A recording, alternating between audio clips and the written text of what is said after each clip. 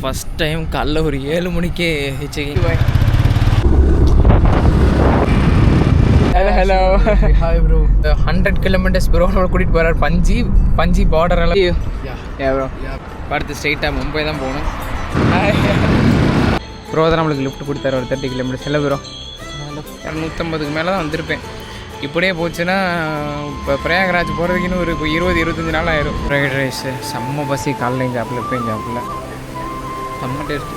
நான் எங்கே போக போகிறேன்னா மும்பை. 8 மணிக்கு தான் ட்ரெயின்.